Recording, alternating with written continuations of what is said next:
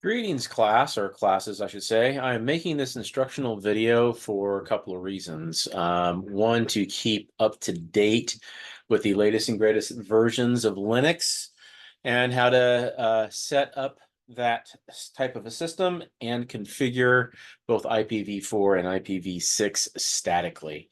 So I'm going to take a step back and go through the installation process, as well as the configuration process of the VM itself, the VM shell. Then we'll get into configuring the IP addressing statically. So a couple of things here. First off, share my screen.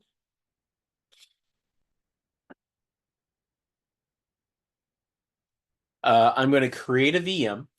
I'm going to use, let me go ahead and pull up a notepad here real fast.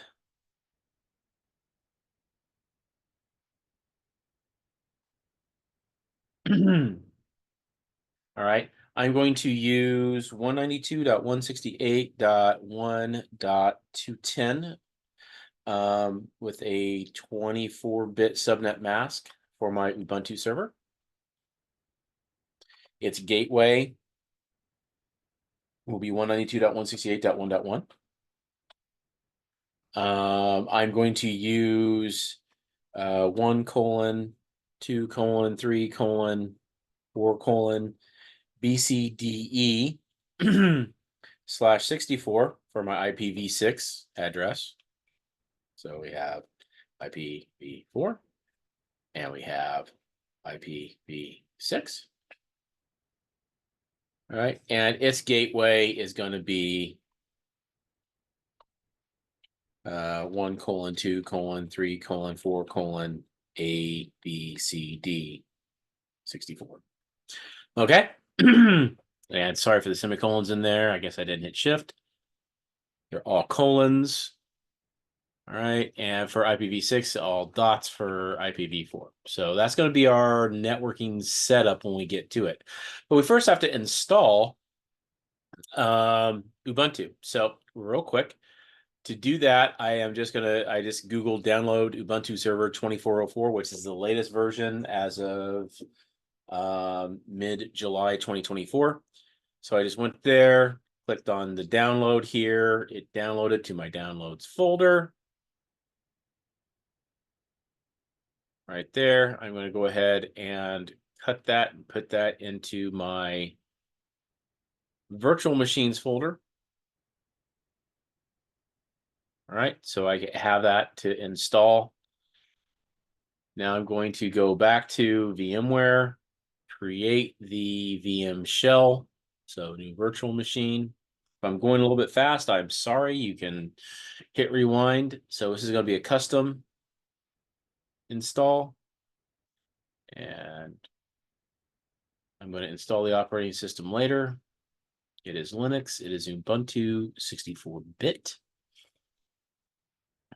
And I'm just going to call this Ubuntu-24-04 static. No dots, I put dashes instead. And click next. And I'm going to give it 1 processor, 2 cores. Just like that. That should be fine. This is going to be a CLI based install. 4 gigabytes is fine. Again, know your system, know what you can and can't give it. If you do not have a beefy system, you can give it less RAM. It will work just fine. I'm going to put it on my NAT interface. And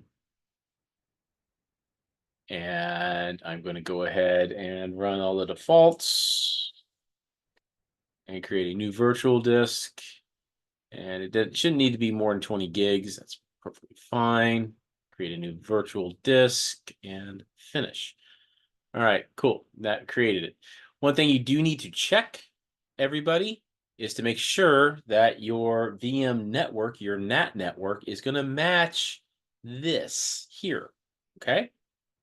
So go to here to my NAT network, virtual network editor. And you can see that my NAT network does match that. Now, if it doesn't, You can click on change settings, click yes. And then to change that, you would just change the subnet IP here, subnet mask, and don't forget to change the DHCP settings as well to where they match up. In my labs, mostly I use 192.168.1, but if you do not change this in the network editor, it's not going to work if you're using VMware. Okay, so with that in mind, the next thing I need to do is on my new Ubuntu machine is I'm going to right click and go to settings. I'm going to select the CD DVD and I'm going to point it to that ISO that I downloaded. So I put that in my documents VMware virtual machines folder. There it is right there. There's my ISO file. So that when it opens up, it will immediately go there. Okay. So once that is pointed to the correct file, I can power it on and install the software.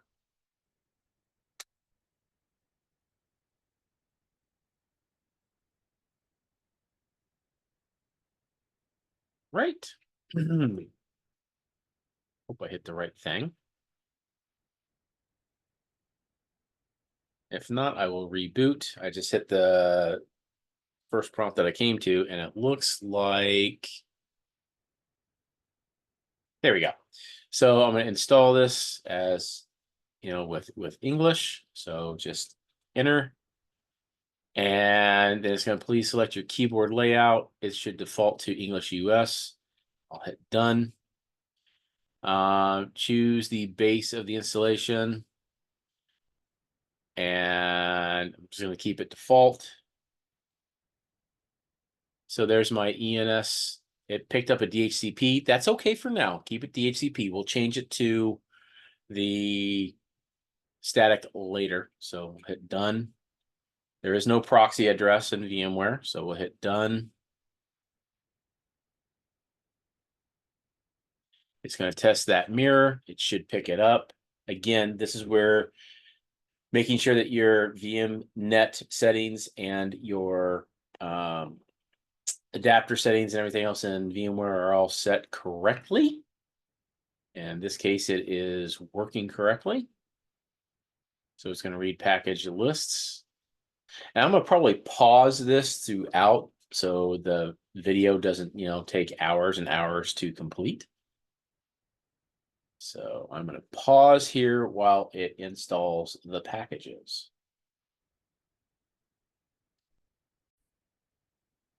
Okay, so I hit enter there when it was done, and I got to this next screen. So we're going to use the entire disk. We're going to keep everything default, no custom layouts. So I should just be able to hit the tab key till I get down and done is highlighted, and then I'll hit the enter key. All the file system summary, again, default. I don't need to change anything. I just need to hit enter for done. And then it'll say, are you sure you want to continue? Selecting continue is going to blow out this disk. Yes, it's a blank virtual disk anyway. So highlight continue and hit enter. Then it's going to ask you for account information. So I think per the description in the labs, we're going to use administrator or admin. I'll check on that real fast. 1 second. So we're going to make our username administrator per the document.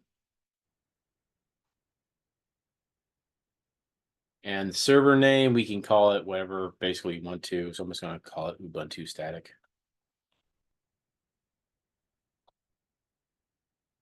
And pick a username, administrator.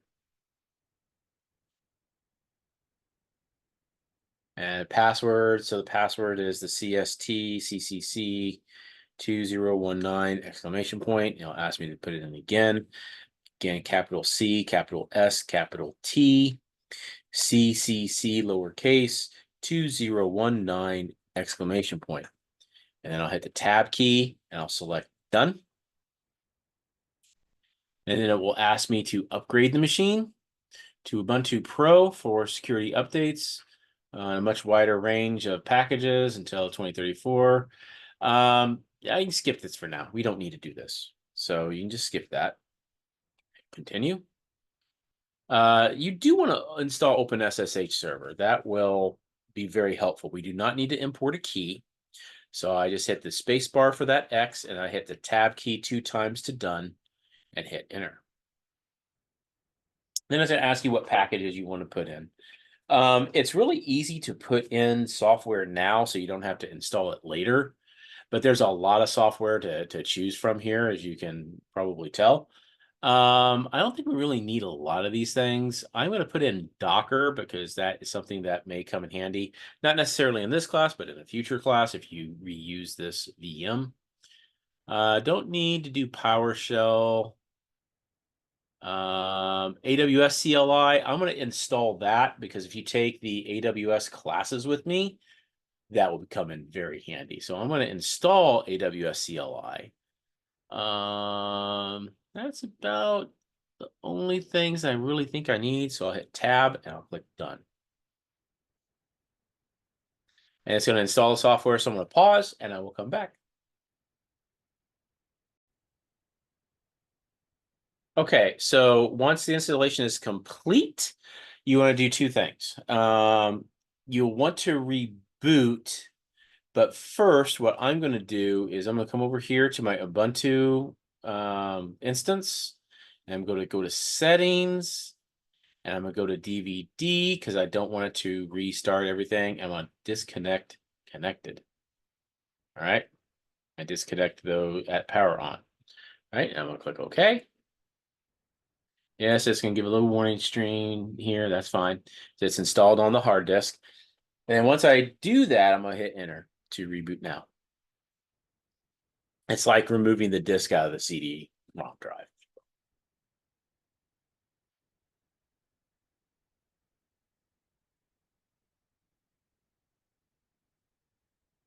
Oops. Maybe it didn't want me to do that. No problem.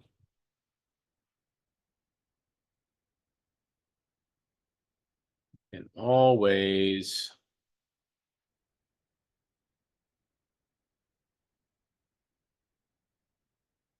reconnect it.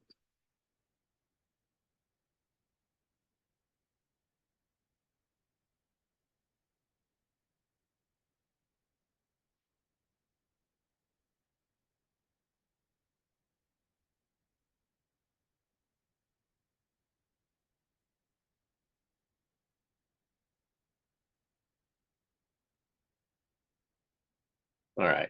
So if you run into that problem, if you don't disconnect it, that's fine. But if you run into that problem, we'll just hit power off. Okay. Now we will go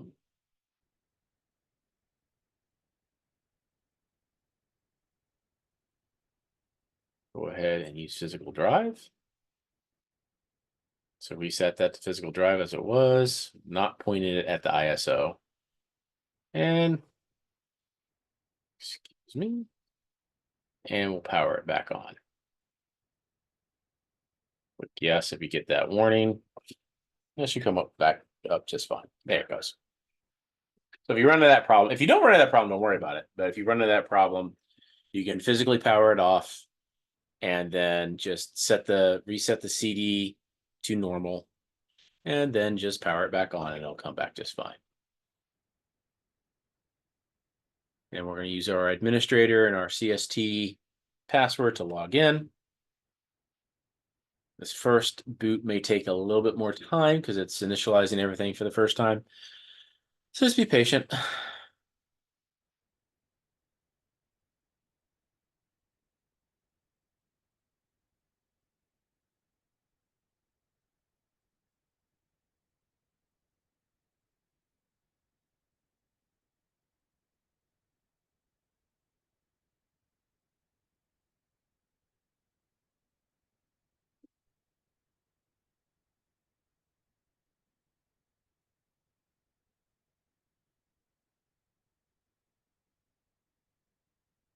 I'll pause and come back when it's booted.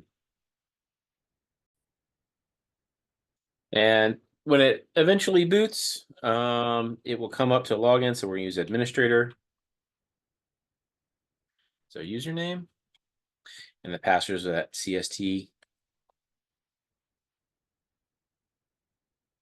2019 password, and then we're logged in. So boom, all good.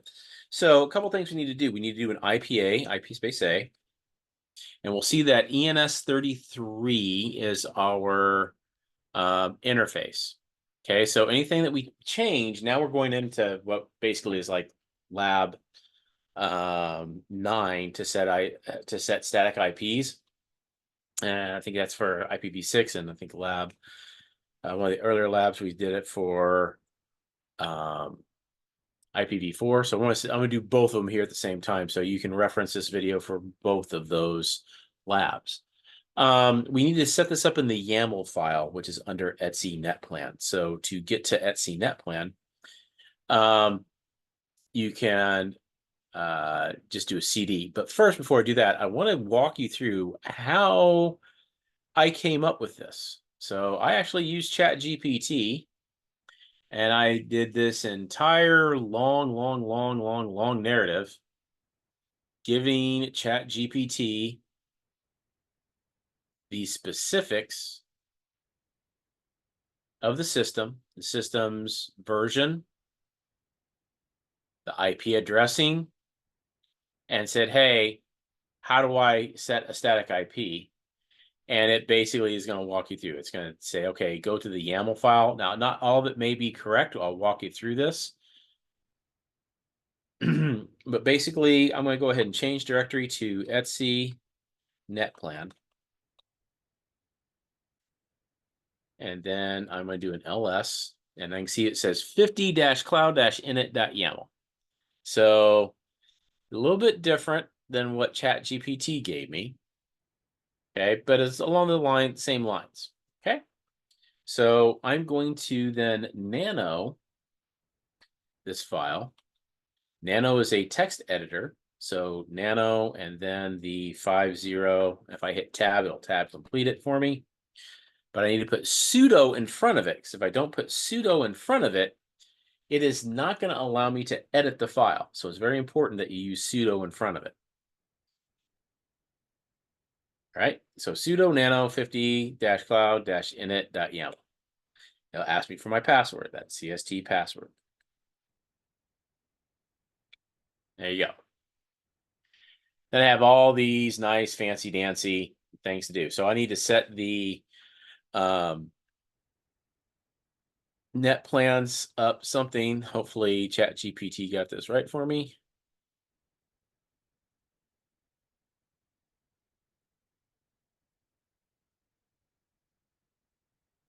Copy that, and I'm going to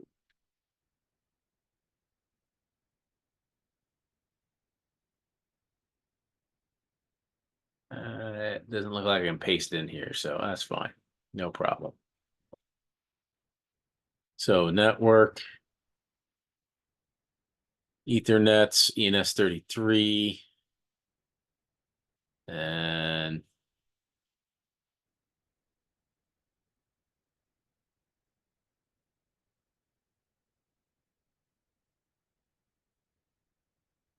under the S, I'm going to do addresses, colon, and then under the D, second D, attack, space, 92.168.1.210. Oops.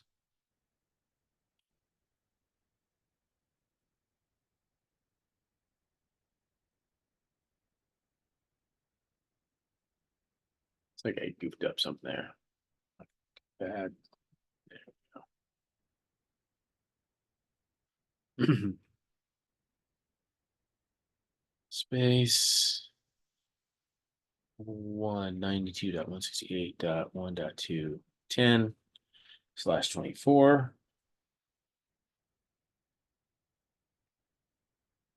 And then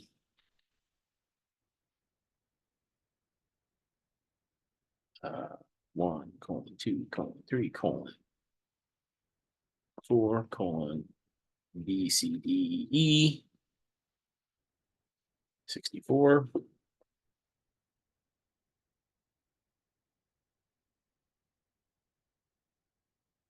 Then it looks like gateway. I'm gonna put gateway 4 colon 92.68.1, and then gateway 6 for the IPv6 gateway.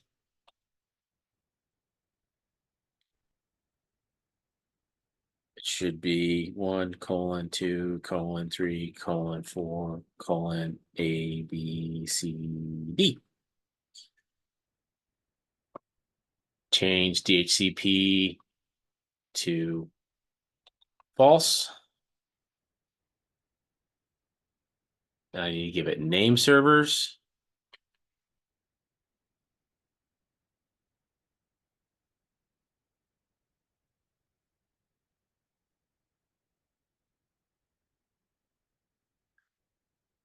It looks like their IP addresses, the second D, TAC space. Now I did 8.8.8.8.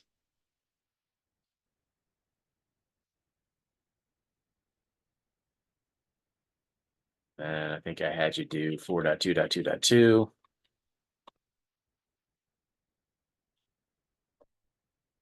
And then I did, oops, space there.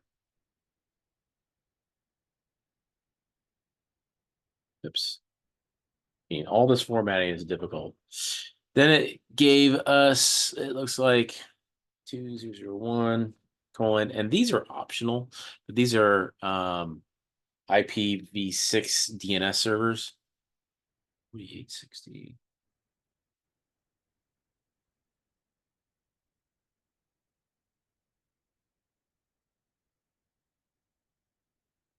60, 48, 60, 8888.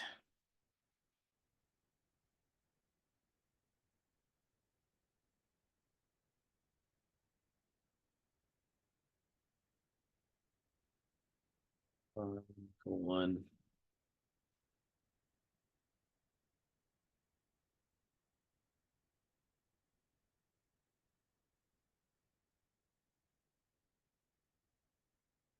$60 colon 860 colon 8844. All right. Then to save this,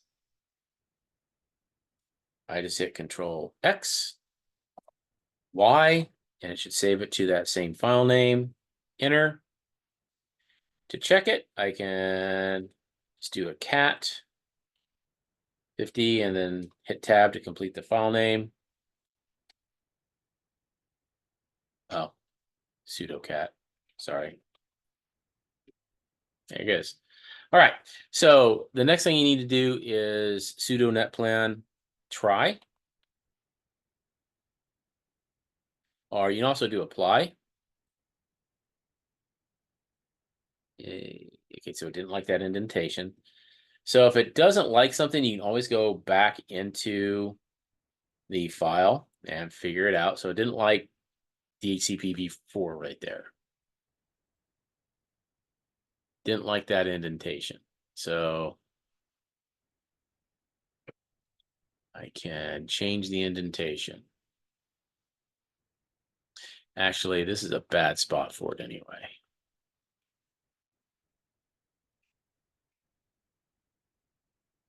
Probably needs to go up right under here.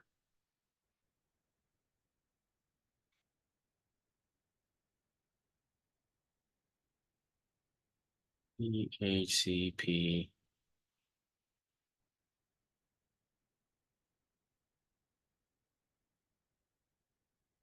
Actually, it doesn't look like you have to put it in. I'm just going to take it out entirely. Yep. Control X, Y, enter. All right, so error in network definition. Malformed address. Must be. Oh, I'm missing a double colon there. So it doesn't like that.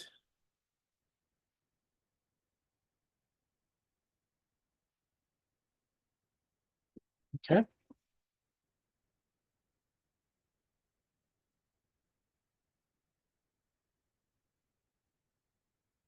So what that should be is actually a double colon here. Should recognize that. Though I don't need a space at the end of it. I don't know why I have a space there. There we go. Yeah. Control X. Yes. Enter. Second. I'll pause and troubleshoot and come back and tell you what the problem is. Okay, sorry about that, students, classes. Um, so I have egg on my face. All the issues that I had were actually with syntax and a little bit of formatting because netplan is very, very, very particular to where everything is indented. So this is my final YAML file. If you would take a look at it, you can screenshot this. I have the Ethernets, I have ENS33, I have addresses. I don't have to put in the DHCP commands because it will automatically assume that it's static.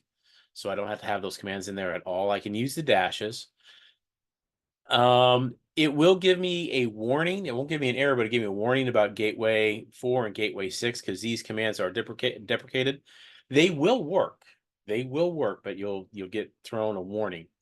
One thing that I made a mistake on was I had two 8s in 192.168. I had 1688. That's why it was throwing me that one error. I did not have a double colon here between the network portion and the host portion of the IPv6 address, nor did I have the double colon in between the network portion and host portion in the DNS servers. So once I did all that and got it out and saved, Control X, X. All right. And I did the netplan, or sudo netplan try. I believe it was. Yeah, sudo netplan try. It throws those warnings, but accepts everything. It accepts everything and just tell me that stuff's been deprecated. So I'll hit enter again, and then it applies it. Now, if I do an IP space A, you can see that my IPv6 addresses are in there. My IPv4 address is in there. Now all I have to do is try a ping 2.168.1.1, ping my gateway. I can ping my gateway, yay! Then if I try to Control X, Control C, there we go, Control C, try to ping Google.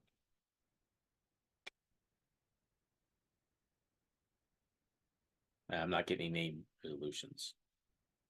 Well, that's a problem. So I will ping 8.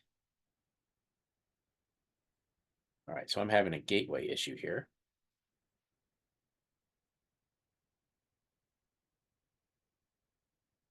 Okay.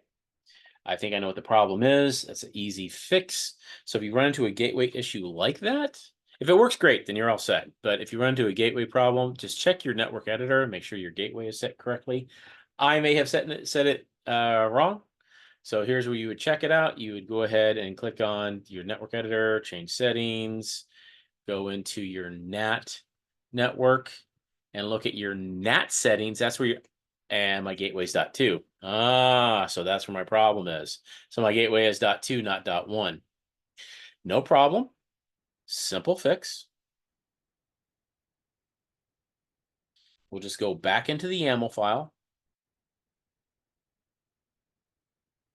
And we'll change our gateway address from .1 to .2.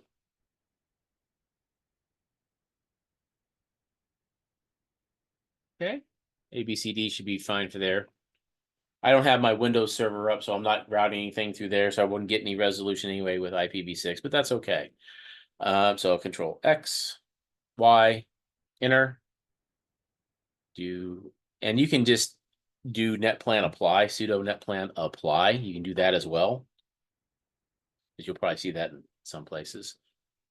And again, I'll get those warnings. Now, if I try to ping outside, it is going to resolve. If I try to ping Google,